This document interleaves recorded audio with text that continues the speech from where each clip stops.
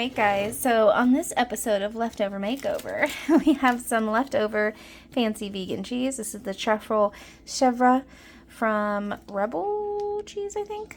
It didn't get used, so I'm going to make a pasta sauce out of it. So we got some little tomatoes here, and we're going to throw that cheese right in the middle. It is frozen, by the way. I did freeze it.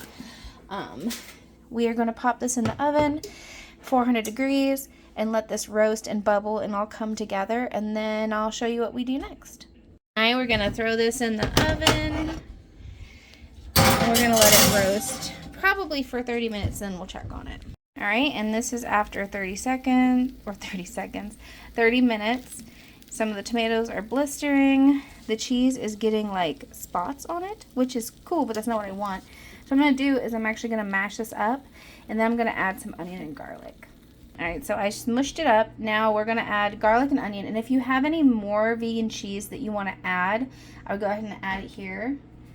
I've got about 1/3 cup of this black garlic vegan cheese that I'm going to add in. And then I'm going to add in 2 tablespoons of minced garlic and about 1/2 cup of diced onion. Alright, and we're just going to mix that all up in there and then pop it back in the oven. Alright, now we're going to pop it back in the oven for about another 20 minutes. And we are going to get a pot of water going. Obviously, you guys know, salt it well. You need that salt. So after 20 minutes, this is what it looks like. It looks beautiful.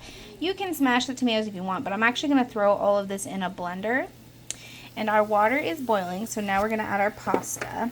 The 2 pastas I prefer are a rigatoni or a farfalle.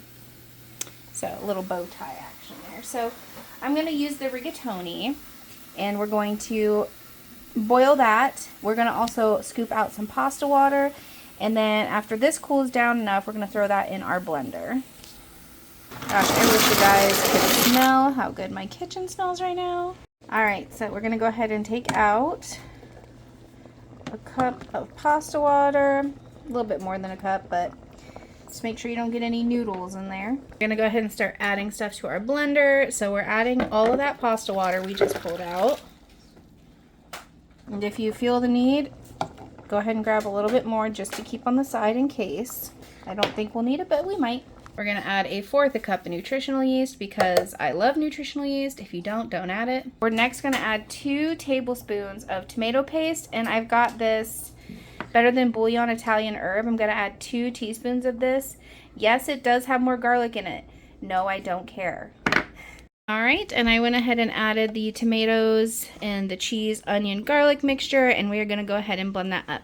Now after we blend it till it's smooth, you're going to want to taste it, add salt if you need it, add sweetener if you need it, add acidity if you need it.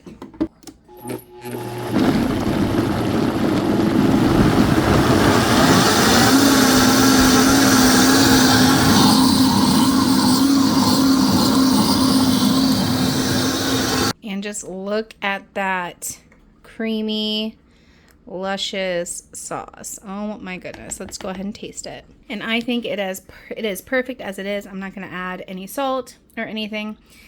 Like I said, if you think it needs a little salt, a little acidity, a little sweetness, go right ahead.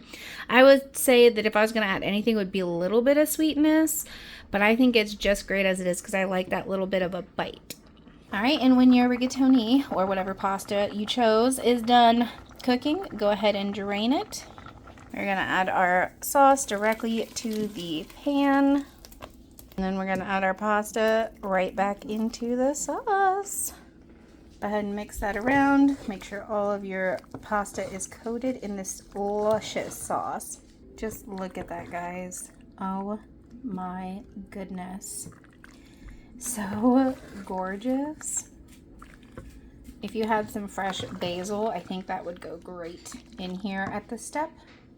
And there she is. Is she not gorgeous? And if you wanted to, you could add a little bit of vegan parm on top. Not that I think it needs it, because this has plenty of cheesy flavor as it is. But that is just another idea for a leftover makeover. If you have some cheese left over, maybe some fancy cheese that you had for a party, you know, maybe something from a charcuterie, this is a great way to use it up.